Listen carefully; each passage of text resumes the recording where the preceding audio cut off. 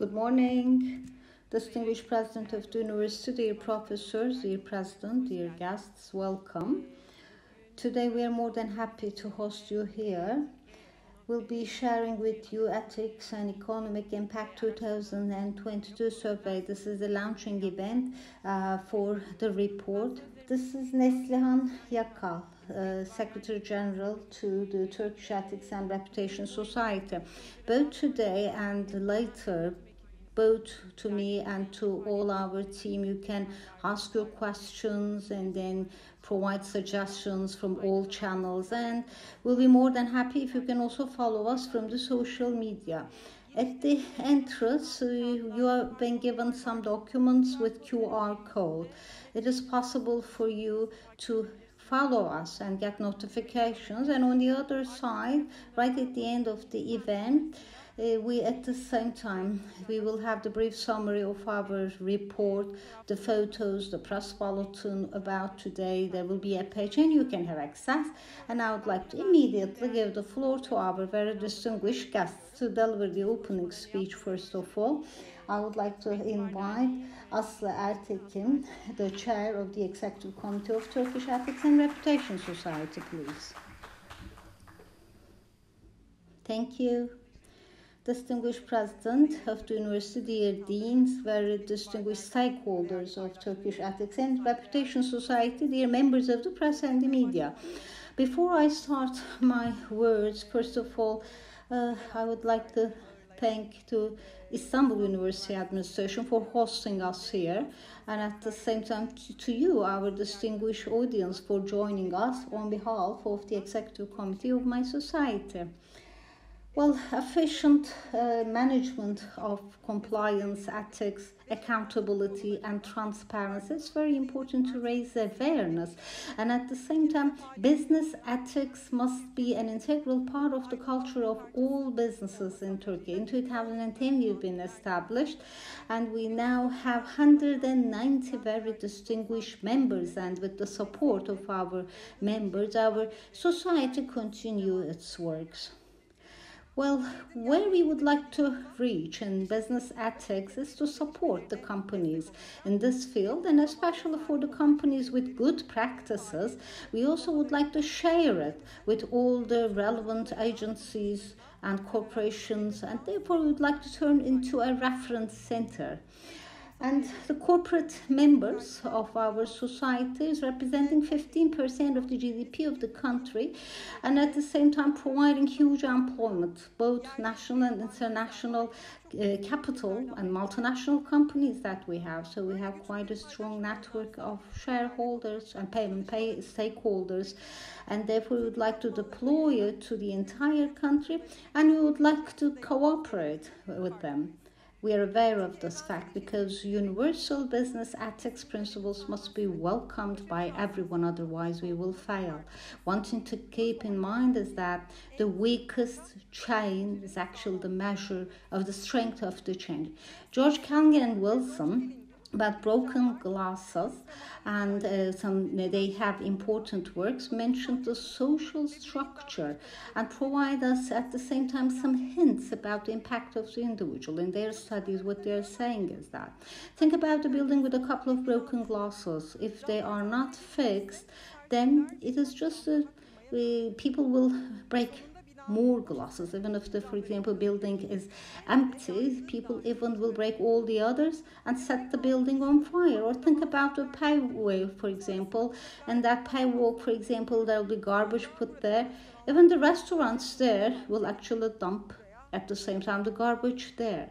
Anything, any minor thing that is broken in a system, if not fixed, will result in a chain reaction and will end up with the devastation of the entire system. Therefore, both for the private sector and the entire society, we believe, should actually embrace the ethical values. That's the only way that we can leave a better future for the next generation. As the society, we know that one of the most important things is, of course, based on the scientific evidence, to understand the baseline situation. And and therefore make studies accordingly. So we will understand the ethical understanding both by the corporations and the individuals, and understand the relationship between ethics and economy, and of course ethical approach. It's linked to economic development and improvement. I think it is very important both for us and for our country. As the Ethics and Reputation Society with Istanbul University and Istanbul University Technology Transfer Center, we had a joint study. This is about economy and ethics. We're just aimed at taking the big picture of the country. And at the same time, at Global Compact, it's very important, this results of our study, but at the same time, which is important for the rules of ethics and rules of compliance by all the companies. The details will be shared with you, and I hope that there are so many messages I think we have to elaborate on and think thoroughly. Ethical issues, what are the root causes for this? 24%. Highest is that money is the only target. That's the answer. I think it is something that we always say. If there is a business world only based on financial data, they actually have no role in the world. And I think this is something that we should say louder. From this perspective, I think to the society, the companies, the corporates, the individuals, actually, it is just a prejudice that they are losing money because of the ethical prejudices. So sustainable gain is actually should not be based on high profit. And I think we actually once again have to understand the significance of this. We also have promising results out of our study. For example, ask the individuals in which ways you will actually abandon ethical values. By 50 to 65% of the respondents said, nothing actually will put me away from ethical values. Well, it's actually something that provides us with the strength. According to World Economic Forum, corruption and non-ethical behaviors is especially by 10% increasing the worldwide business.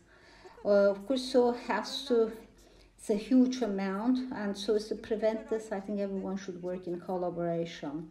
Ethical decision making is important, especially something that is learned and developing all the time. You have to personalize it. It must be the usual way of doing business and must be an inevitable part of the way of doing by the society. This is an important goal that we have. The survey at the same time is quite a unique and a very useful study. And for Ethics and Economic Impact 2022 survey, I'd like to thank Murat Vural and Haluk Zulfikar and their team. Once again, thank you very much for your contribution to the survey. At each and every step of the survey, they've always been in contact with our society and led us as an mentor. And at the same time, for all the players in the business world, I'm sure that is going to be leading and will contribute to the entire industry. Thank you very much for being once again in here in such a good day that we are together. Once again, thank you very much. Thank you very much, distinguished President, for your address. Now for the opening address, Istanbul University President Mahmut Ak will be taking the floor, President of Istanbul University.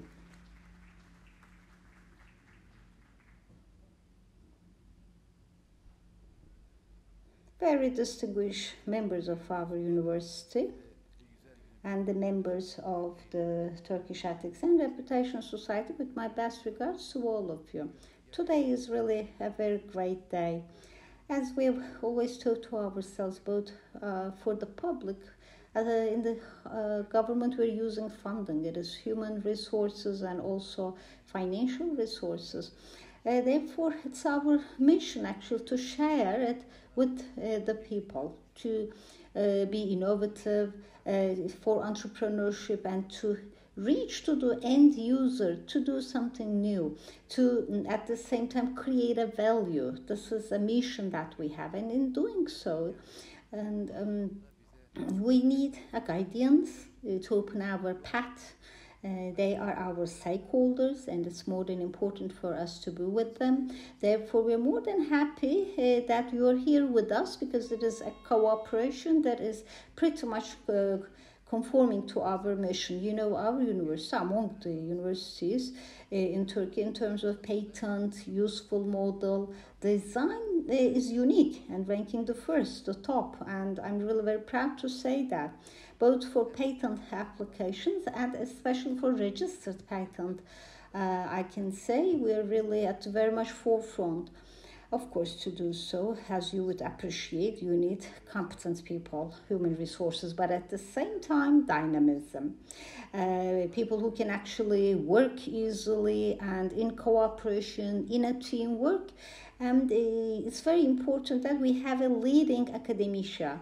In a way to respond to their requests and demands, we are at the same time putting on the forefront the entrepreneurship. We have several international projects. We build actually relations with the international platforms as well. Technology Transfer Center, and at the same time Technology Transfer Office, which is a part of it. It's all about the ideas of our professors turned into reality, and it's built up of so many valuable people. Maybe what you are doing is good, but you have to make it timely. And at the same time, it must be something that is understandable, must be easy to use. And I think this requires another, I would say, mastership. So for their own fields, we pay attention for all our departments to be accredited. For undergraduate programs, I can say 40% of those are either international or international institutions that have been accredited as the programs. What does that mean? In Turkey, 14% is only the amount for accreditation of universities in Turkey, but it is 40% for our university, and we also have ongoing work on this. Probably this percentage will go up.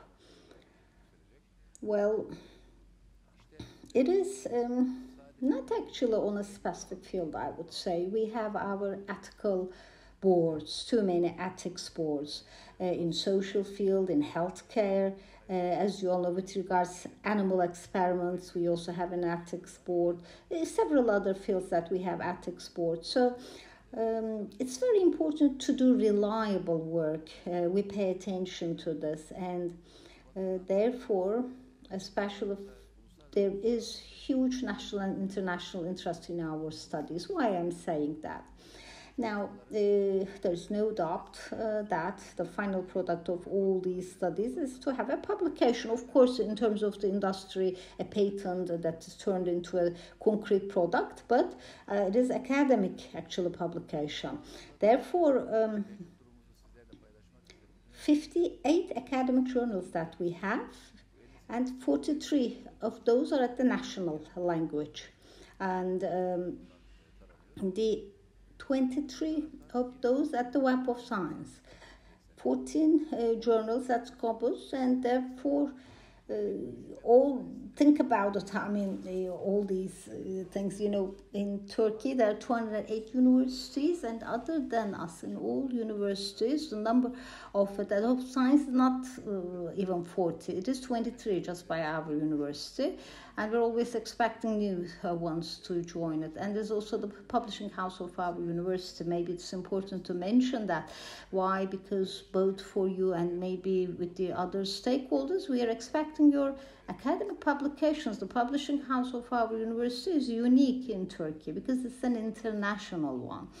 And as an international publishing house, again, for the first time ever, not only journals, but at the same time monographic or editorial books are at the same time can be actually broadcast or published. So to sum up, the publishing house of our university, it could be either in the form of a book or a journal, and 33,250 of those in Word or PDF format can be accessed from the web page. It's open source. as you would appreciate. In Turkey, we are one of the first universities that's been cited the most, both at the national and international level. What I'm trying to tell you is that now we're having a cooperation, but it's not limited to this hall. It should go beyond this hall. We have too many followers, and how I can draw a lesson out of this, or maybe, really, this is an event that's been followed by so many because people would like to set it as an example. So on this occasion, I hope that this cooperation will not only be confined to this event.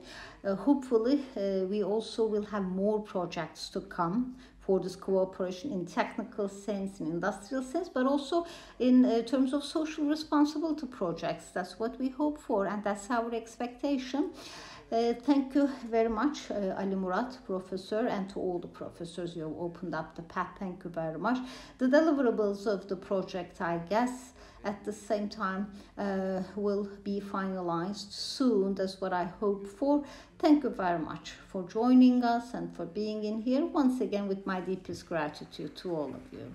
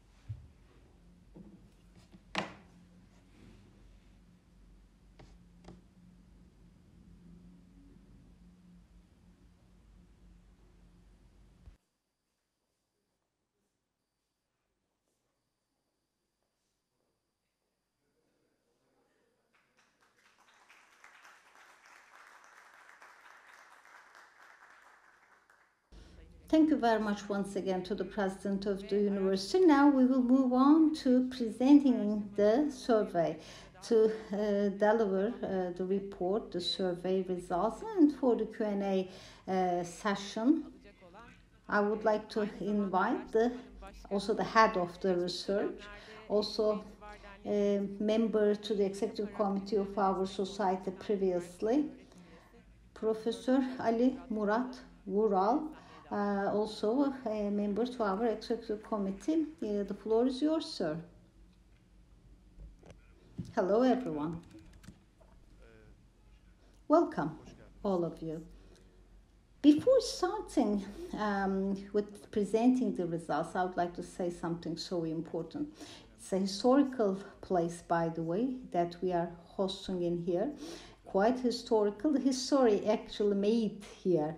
In these types of halls from time to time, it's not the first time that I'm making a presentation in here, like Cemal Pasha's room upstairs, thinking that, looking there from upstairs. And therefore, in such a valuable center, a venue, I'm just more than happy to present it to you. And we have actually reached to certain results. But of course, the implementation is about the members of the Turkish Ethics and Reputation Society. But one more thing to say. In these types of scientific studies, yes, that's right. For 10 years, I worked at the executive committee of the Ethics and Reputation Society and member to the communications faculty of Istanbul University. But there is something so important. There is actually an Indian proverb, let's actually pray to the candle for lightening the environment, but do not hold the person who's holding the handle. Therefore, the society is the one holding the handle of the candle. Same for the society, Istanbul University. Without that hand holding the handle of the candle, not possible to have these types of studies actually. This is a very, very brief and abbreviated form of the result of the study that I would like to share with you. Of course, as the Turkish Ethics and Reputation Society, and we also accepted as an R&D project of our center this study, we worked out it as an R&D project. And we have the Statistical Studies Center. A couple of our colleagues are here, a very valuable team that we have there. They really worked so hard on this. Turgal, thank you very much for your great contribution. And all the model, design, measurement scales used for the study specifically developed for the Ethics and Reputation Society. It was a multi-dimensional study, quite an exhaustive one. And it is the social sciences and the ethics board of the university received and approved for the content. Each and every question that we ask, we also ask them their approval and then set the questions. And from different faculties, from different expertise, we have two main academicians from the Department of Economics, for example. We welcomed their contribution about ethics understanding and its perception on the individual and the corporations, measurement of it, and at the same time the economic impact or the impact on economy of the ethical behavior that we'd like to see. So 3 dimensions that we included in our study. If we go back to 42 years back, and it's actually a measurement-based macro indicators analyzed. We get into too many details and quite meaningful outcomes that we get. A quantitative study on the top of this, we just went on the field on 26 provinces. 0.99 again a fail ratio. 1,440, I will provide you the details, and then we have access to the respondents and ask the questions. And of course also a qualitative study as well. Face to face we had interviews plus again in-depth again interviews that we had, and then we compiled all the data. So, micro-based projection, first of all, about Turkey. What are the messages I would like to show you? Now, the only factor affecting economy in Turkey is not external factors only. Of course, this is also the case, but I can actually say that socio-demographic effect and development, socio-demographic structure, the dynamism, they all affect the economy a lot. Especially national and international socio-political, in fact, sometimes mentioned as the external forces. We also have financial impact, not only about Turkey, also the global, at the global scale, the financial crisis also affect Turkey. Technological impact, the more technology that you use or not, to what extent you generate out of that technology, even it is concentration and so on its own, affects the economy. Socio-psychological effects again, especially in societies like Turkey, I mean, acting as a bridge about the Turkish geography. It's very dynamic at one side, but at the same time very emotional.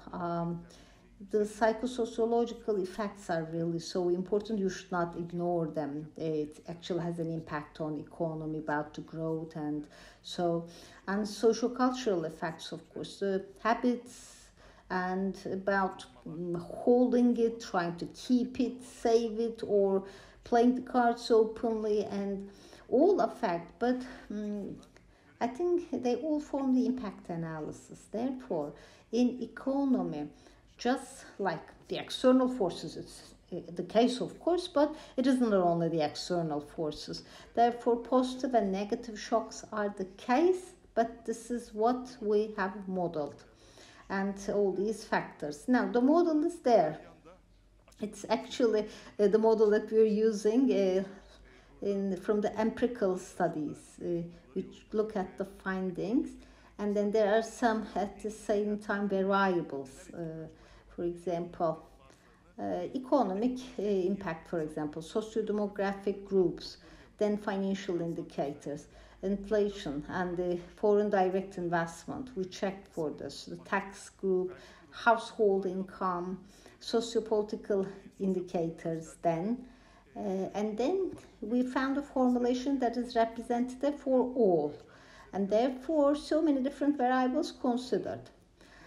Because mostly as no multivariate analysis performed, that's the reason why it failed. This is my 35th year in my academic year, and I raise people for the communications industry. Therefore, trust me, sometimes once you check the comments, you cannot believe it. I mean, just with a couple of data and just with a couple of variables, not possible to make a proper assessment of Turkey. They've all been measured one by one, per capita GDP, corporate tax, personal income tax, democracy index, which is so important, by the way, corporate limitations, even the confidence index. So just like a map you can see on the left. How we did it, I don't want to bore you, but I'll just get into the results. Especially 1% of an increase in urbanization. It means it is 0.62 of an impact on economic growth. It's an important contribution. I mean, from mathematical, statistical point of view, maybe it's a small number, but no, urbanization, I will show you later, it has actually a huge impact on economic development. Share of university education, once increased by 1%, then there's a 4 per thousand of a contribution, and we worked on it. 1% of an increase in inflation affects economic growth, reducing it by 1.5. 1.5 of a reduction corresponds to 0.79. 1% of an increase in FDI by 8.8, that increases economic growth. Just even a 1% of an investment to Turkey, it is 8.8 on the other side. It's quite huge. It is no manipulation at all, no emotional thing or no engagement at all. Whatever the truth is, it is totally reflected on the mirror there. Corporate tax, 1% of an increase in corporate tax by 0.011%, that is increases the economic development. It may look small, but trust me, when you just put them one by one on the bottom of each other, you will understand. 1% of an increase in economic income, personal income tax, again reducing 0.008 in democracy index, by the way, 1% of an increase by 1.19% of an increase in economic growth. Therefore, how important democracy is on welfare, on economic growth. And this is, of course, again, adjusted value. 1% of an increase in corporate limitations index affects economic growth by 1.72. 1% of an increase in household savings increases economic growth by 0.04%. Confidence index is important. Now, I'm not an economist, by the way. I'm an expert in communication. So, therefore, I'm cautious, so as not to get lost in the field of economy. But as a person who also dealt with that, this confidence index, trust me, if also including the social psychology, it results in a confidence, it actually makes an economic relief immediately. It's quite interesting. I mean, we have such a social structure, that's demography that we have. I mean, that social psychology, that morale, that motivation, once people have it, then starts recovery and improvement immediately. Therefore, 1% of an increase in confidence index increases economic growth by 2.46%. Between 2004 and 2020, actually we dated back to 1980s, but looking at the socio-economic, social-cultural, technological, again, structure, negative and positive shocks that we consider, what is clear there is that no matter what being said, foreign direct investment is so important in Turkey throughout the history, urbanization level, and even Turkish democracy was set by urbanization. Consumer confidence index and the stability in macro variables, that is the foreign exchange rate and inflation. again, they actually have affected the Turkish economy a lot. The progress, the cultural, the social motivation and everything. Maybe these are a little bit at the backstage. About foreign direct investments, for example. Maybe it's a bit related to interest rate and so on, but it is, trust me, the high risk on the economy. I mean, the trust, the confidence on Turkey, that is the most important thing. I mean, it's not only about the production capacity, it's not about the human resource, and so we actually have a great team, quite a dynamic population. What we mean by the confidence is that stability, that psychological thing, I mean, giving that emotional confidence. And therefore, reducing risk is so important. I think this is where we should look for. Having a corporate audit mechanism and to have a settled landscape, such an environment. Once this is the case, the color of everything has changed. Another important factor affecting Turkish economy is urbanization, as I told you, because really this rate increase also affects the economic growth. So very important steps must be taken. It's okay, it is encouraging economic growth, but at the same time, it also helps for having access to health, education. In urbanization, you know, it's not like the crowd in the city is not actually making people going out of civilization. Actually, the data is right on the contrary, especially urban people are much more close to democracy, rights, and rules of ethics and so on. This is what really you should know. It is actually a settled misunderstanding. People believe that urbanization from time to time, even linked to, for example, insult or a center of crime and so on. No, this is not the case. In database projection in Turkey for 2020, we, by the way, consider 2020 not the last 2 years. So $8,599 is the per capita income. And in the democracy, if 1% of an increase, just 1% of an improvement in the democracy index will make per capita income from 8,599 up to 10,232.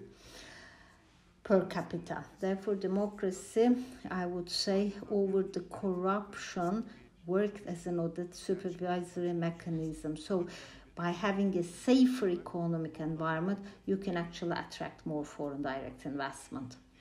Now, about the impact of economy on university education is actually pretty low. It means that there is actually a change in the workforce.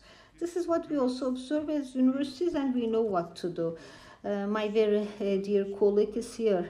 We are working at the same school because the workforce structure is changing, but how we can make it competent enough, and that's what we are working.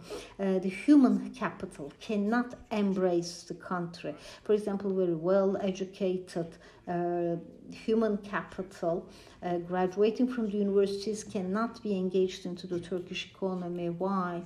We really thought about this a lot, and there is a truth, I would say. Daron Acemoğlu once also mentioned that he also shared his own data, and we are much more relieved. It's actually no more effort or focusing or motivated job. It's mostly technology-based workforce that now we have, rather than effort-based ones. This, I mean, other than labor-based, we're moving to technology-based. So everything is planned accordingly. So we really have to understand it. There's a new restructuring now. So if people will be replaced by machine, by computers, it actually means that we have to make a change in here. Of course, with the increasing technological developments, the capital factor is important. Maybe rather than labor, it is replaced. So which means automation, workforce. That is effective. So I believe for economic growth, that's maybe the reason why it is low. Maybe limited work, we can say. I mean, you cannot open up areas of business or work for people. That's the reason why you cannot actually have added value. Why? Because university graduates, for example, actually cannot create an added value around the country. I mean, cannot find the proper working environment, or it actually cannot be integrated into the capital of the country. That's actually a problem that we should pay attention to. I think this is something that is coming from childhood. I mean, we need a restructuring from childhood as a background information. At the same time, the individuals who are actually forced to work in an area that they are not qualified at, they were forced to get lower salary. That's the reason why they cannot actually contribute to the economic wealth. This is the problem that we have. It turns into psychological pressure over the politics, over the economy, over the companies. And I think the companies also should take some initiatives on this. And there's the need for a new training system, I would say. Empirical data show that it is the FDI that is the most important impact: foreign exchange rate, inflation, democracy, urbanization, and confidence index. And relatively lowest is university education, followed by economic contribution or employment, savings, and taxes. And there's actually not much support in here, so maybe these are the most ineffective variables. I mean, they are still variable, of course. Well, we actually, as a society, I mean, the society will be sharing the details with you, but now I would like to check the attitudes and behaviors. Again, we went on the field all around the country. We started with unethical behavior. What's your level of being faced with unethical behavior? And we asked over 1,400 individuals over the age 18. I wrote 0.95, but we targeted 0.99, but I still write 0.95, I mean, to be more on the confidence interval. It's pretty high, I would say. It was last February and March that we were on the field. It's very fresh data, by the way. I mean, maybe a lot has changed, I can say. So this is quite representative of Turkey. That was our goal. And face-to-face in 26 provinces. Depending on level of education, witnessing unethical behavior, you can see. Being one-to-one, I mean, actually experiencing. Highest in those with an education level, university graduate and over. It's always thought that, for example, it is more downstairs, but no. Especially experiencing unethical behavior and attitude is higher. At secondary school, we call it secondary school on purpose, by the way, 51.7% said never experienced or never witnessed. But the higher the level of education is right on the contrary. So people experience it more. And maybe it's more something to do with awareness. About males, and it is actually more than a woman. I mean, men more than women. But of course, we didn't do it on purpose, I mean, for gender discrimination, but justice. Of course, there are other areas of abuse against women, but this is the situation. For those who actually experience unethical, it is 34.8% people got unethical behavior and attitude around their very first circle, around the vicinity circle. And especially the second source, the reason why they are subject to is social media and the co-workers or colleagues. The social media, of course, it's really pretty grave, I should say, quite grave in social media. I mean, it's just turned into an addiction, I would say, but it's actually a huge problem among people, on all of us, I would say. Witnessing unethical behavior from those that are close to them, 63.9%.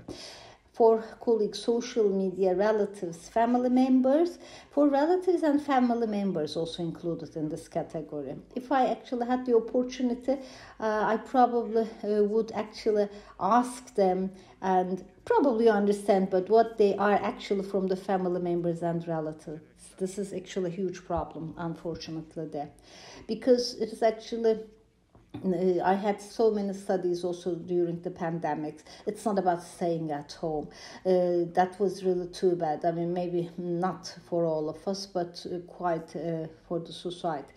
Large-scale enterprises, especially. It's not the case in SMEs, but especially in large-scale companies, I think they have to consider because there are more unethical behaviors. It's actually around 34% unethical, again, behavior and attitude, and it is mostly the workplaces, and mostly medium and over-scaled. The term ethics, that's the most problematic area, by the way, for the respondents. We asked, what you understand from ethics? What is the very first concept that comes to your mind? Being moral, trustworthiness, but for example, when we help them, actually being truthful is a bit more. I mean, they mostly focus on being truthful. And it is like you have to assist them in their response. Actually, there is no distinction, but mostly being moral and being truthful. It's mostly focusing on that. For uneducated people, 26.5% against this truthfulness. But about being moral and more truthfulness, I can say there's actually an increase in this. I mean, of course, it's important being moral and truthful and so on, it's okay. But the term being a moral person, there starts actually a social dimension. Truthfulness is a very established, a very settled phenomenon. As an expert on communication, I would like to say it is something that you immediately say, truthfulness. But being moral is something that you first filter things, and then that's the reason why for self-awareness it is much more important. Of course, from ethics, it's not being moral, it's different things, but they make a reference there, which is meaningful, accept the results as such. For 65 plus individuals, again, when you say ethics, they say truthfulness, up to 54 being moral.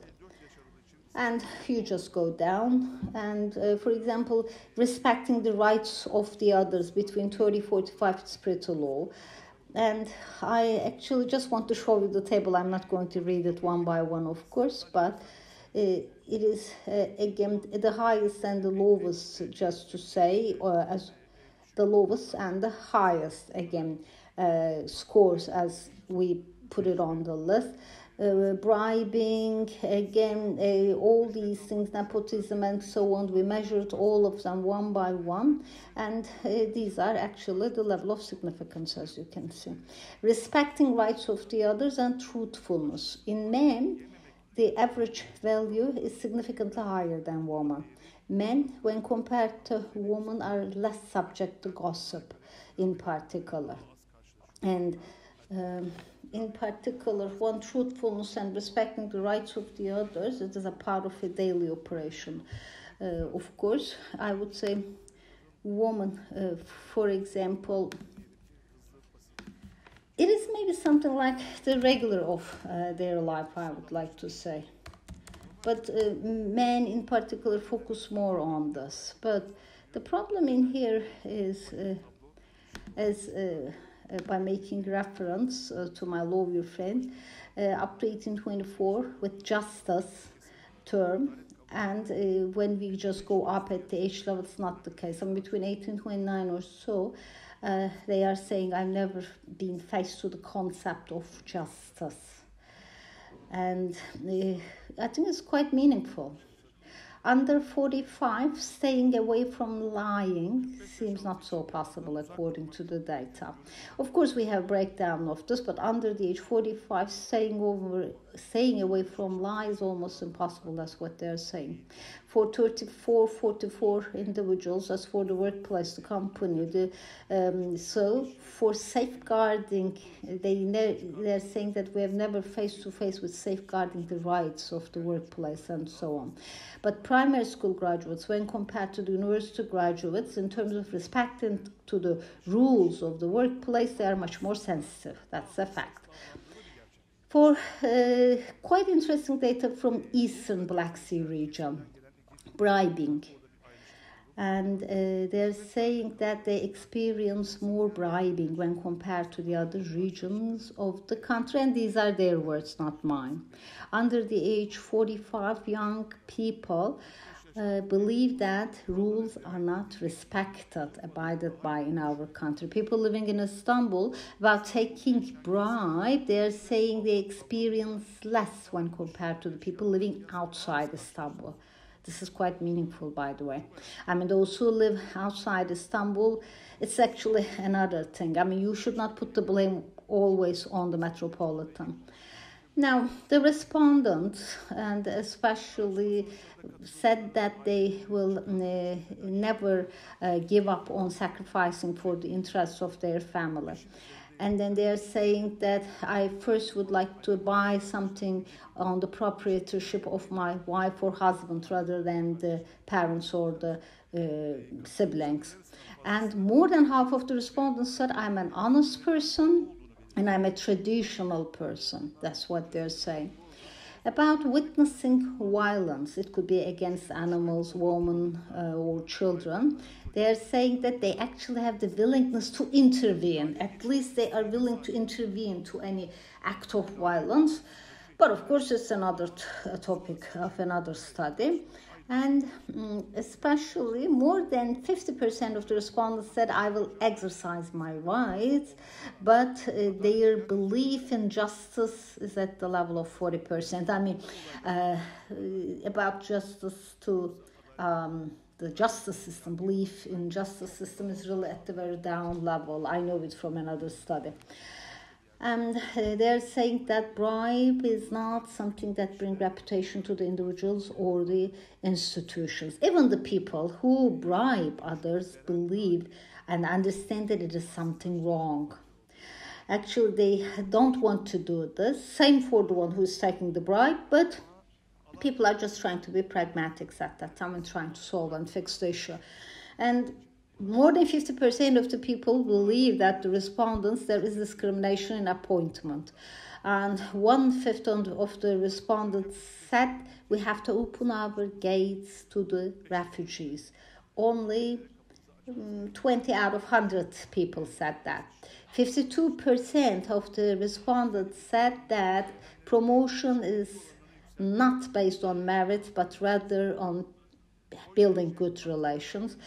And then we said whether actually there could be possible for the political party that you vote for to have some restrictive policies on rights and at the same time freedoms. It's just very few percent of them said yes.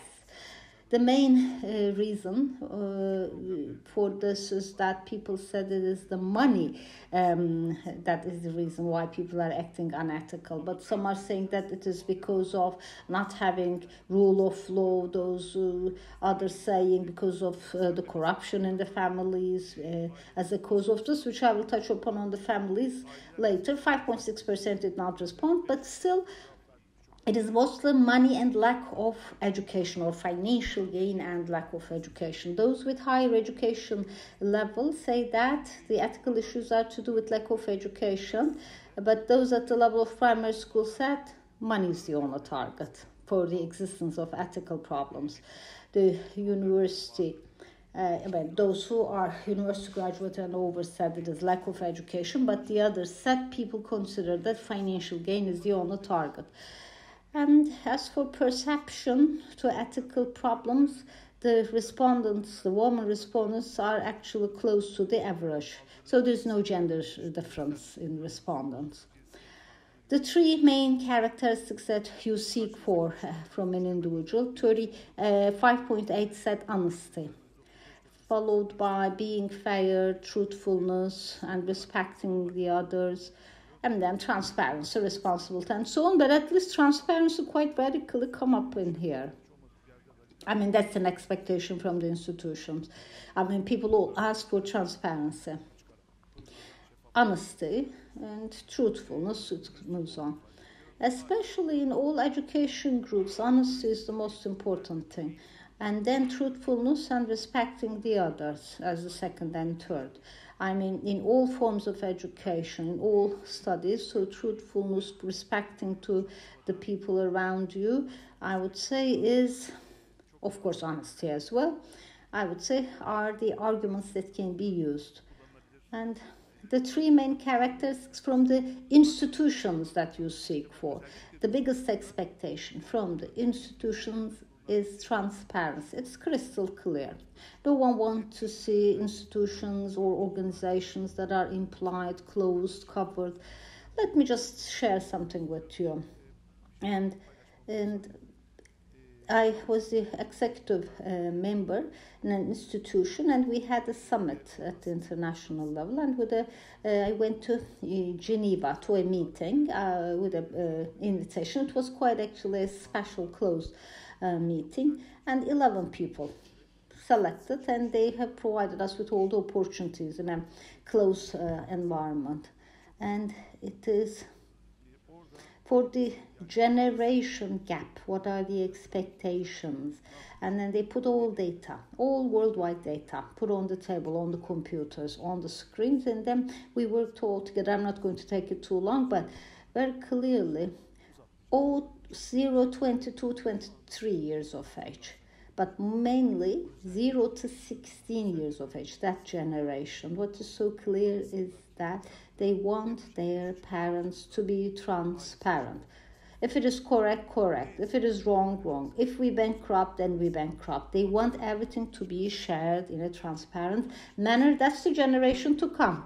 And I think we have to be aware of this. And this is a projection of this. So I just thought to myself, looking at these results, and I wanted to share it with you. It is something so important, in my opinion, for our companies, corporations, for members of the Ethics and Reputation Society. It's so valuable for those education over university, and so transparency and honesty and integrity they want to see. All the respondents said we need transparency, and so 34-45 again focused on integrity. Transparency both in men and women, highest score. That's the response that they give all the time. And of course there's one more thing. I said in 26 provinces and 1,447 respondents that we had interviewed with. We don't have too much difference in data. I mean, I would say nothing that is at the very much forefront, so dominant. It looks like we have regular clusters. I mean, for example, look at the behaviors sought from individuals, sought from organizations, especially from the institutions and organizations, being contemporary or being religious or not abusing people, or for the individuals, for example. It's really too bad, but people want them to be actually legitimate. I mean, how it should be, how not abusing and so on. I mean, these things are going down because the basic things are at the top. I mean, those at the top are showing us the basic requirements. That's the reason why people are saying being fair, transparent, because these are the wants that the people have. It's about rule of law and not abusing merit and so on. These are at the bottom because you have to first fix the things that are basic at the top. So asking the question, for example, when you will waive from ethics, mostly health and treatment. I will waive from rules of ethics, they said. And freedom, they said. Especially I think it's something to do with the new generation, the young generation. 1 out of 5 said having a good career, living in good conditions, and for a good marriage, I actually may waive from ethical values. Marriage, I would say, is quite interesting here. Trust me, this is actually a result of the study. I mean, we did not put it as a concept there, by the way. but it means that people can weigh from ethics for marriage. I understand being wealthy, but let me wrap up and go through the outcome. Now, what we have in hand is the T3B, that is the highest rate of participation, and B3B, the lowest rate of participation. And that is the scaling and scoring between 1 to 10, we ask them. And about economic instability, they are saying that there is economic instability, looking at the economic baseline to them. But they focus on the external powers are affecting the foreign exchange rate. That's what they are saying. I mean, of course, there is economic instability. It's okay, but it's all about the exchange rate, they are saying. Only the exchange rate. It is actually the external powers that are causing this huge exchange rate. This is the perception. Perception is so powerful. If there's a huge gap between the actual situation and the perception, then you have to intervene as a professor working on perception. I believe that there is the need to work on this. But there is actually something there. A majority of the respondents said they are actually abstaining from, they do not totally believe in the figures declared by the public agencies. So, according to data in hand, again, especially for price increases in the country, they're saying it is not something to do with the universal situation, but they're just saying that natural gas prices. Turkish people are obsessed, I don't know, at certain things. Natural gas. They are saying that the natural gas prices are all something manipulated by the external powers. Is there an economic crisis in Turkey? We asked.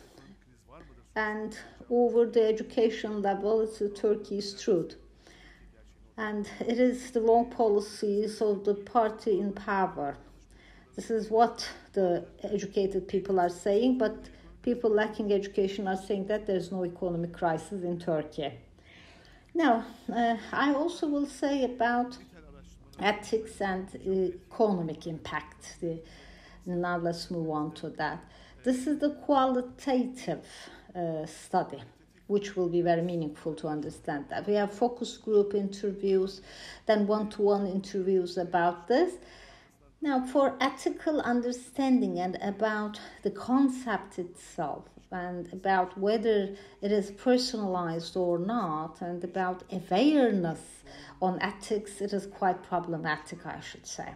I think it is a homework for the Ethics and Reputation Society, because it is mostly linked to moral values, which actually does not explain ethics. Personal ethics, family ethics, and so on. This is what is sometimes confused with.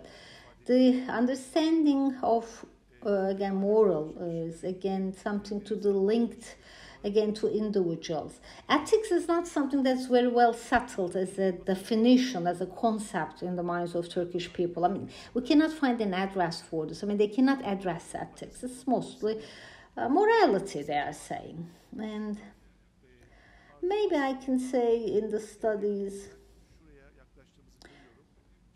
as you all know, in the ancient Turkish culture, there is mostly, I guess, the term in particular, maybe manners and training people, upbringing. It is, I think, something that is not so established. Maybe it can be linked to this, but there's also generation gap as well.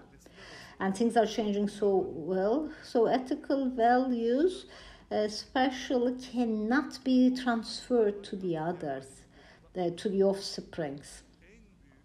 I think this individual social problem is linked to the corporate level. The parents to their children, to their young people, they cannot pass the ethical values that they have to the others.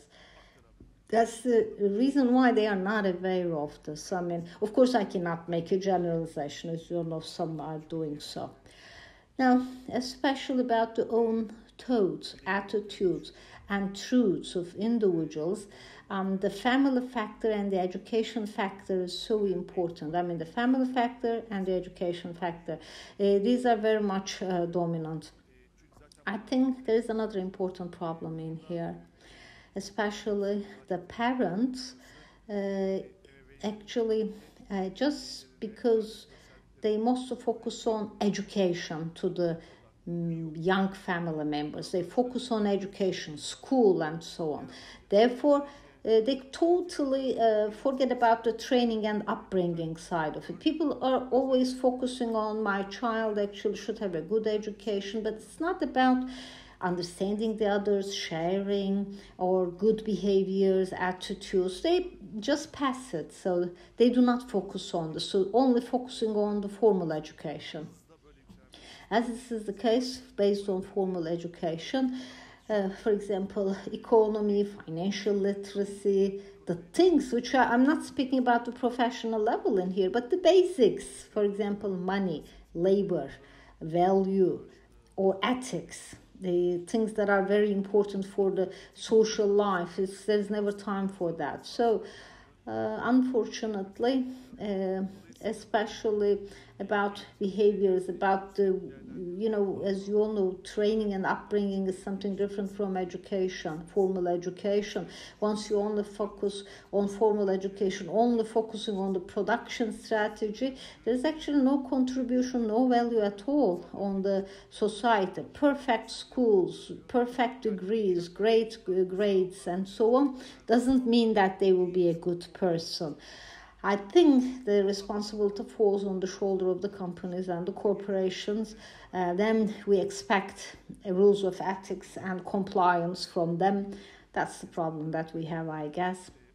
Technology is actually changing the structure of ethics and is making it present more and less so. I would say the technologies, you follow the technology, but there are so many personal and social problems associated with the use of technology, so we also have to find solutions for this. So, conventional and the social media platforms were not included in this study, but we found out that the technology is something that is updated all the time.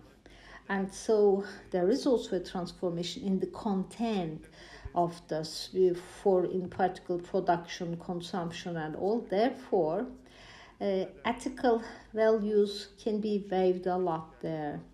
The area of freedom is actually subject to abuse and an area of breadth for people. Especially for organizational structures, so important, especially for individualism and freedom. There are social media platforms specifically for this, therefore this distance people from rules of ethics, principles of ethics, like some learned, however, not personalized, internalized issues are normalized. It could be fake news, fake marketing, and so on, aggressiveness. And I think such behavioral and attitudes, which we know pretty well, we also end up with such a concept. I think important for the stakeholders of ethics and reputation society. If there's no equality, then no ethics. This is something that has been mentioned by the professionals working in the workplaces. If there is no equality, then it means that there is no ethics. That's quite common. Therefore, these two terms, I would say, equality, but what is actually much more valuable is justice and fairness. It's actually a superior value than the others, and it's quite problematic. It cannot be ignored at all. You cannot cover it. And inequality, being subject to it, witnessing it, being the victim, and this is the result. Especially there's also the lack of being fair. I mean, people are saying that everything is actually, there's no fairness, and therefore it's actually in particular not so ethical once there's unjust. Being unjust, because this unjust is something for this senior level, it goes down, because once something is unjust, then also it's not ethical. I'm sure there are too many people who are experienced on this. Maybe you can talk about it later. Economic gain, sustainability, and breaking rules of ethics only for personal interests. Unfortunately, people are normalizing it. Especially it is something that is distorting social belief and all. And there's actually no cost or no sanction. It means that all ethical violations can go free. And I'm also lecturing for this. For something that is unethical, there's no sanction, only for law. If something is actually not lawful, then there could be a sanction. But unfortunately, the social structure of the world turned into something so much that maybe not so huge sanctions, but at least people should understand that there is also a sanction once the ethical rules are violated. It's especially important to draw proper lines in between. I'm getting through the end. Especially with increase in the welfare in particular, is important for the trust of the people. And therefore, there's a need for an in-depth analysis of the study results. On the individual level, people cannot understand maybe the ethics, but we understand that the economic level, considering in the society and so on, people can actually go to an ethics. And therefore, besides this, there is the need for a social justice system once there is a violation of the rules of ethics, and there is a need for this. This is what I understand from the respondents. Especially economy and ethics. This internalizing it is so important. I think there is it's just that two things are parallel to each other with level of development and the ethical attitude. I mean, depending on the different perception of the individuals, it's also shaped by the economy of the country as well. Now, I actually very quickly presented the data to you. I would like to move to the Q&A and your suggestions or comments, of course.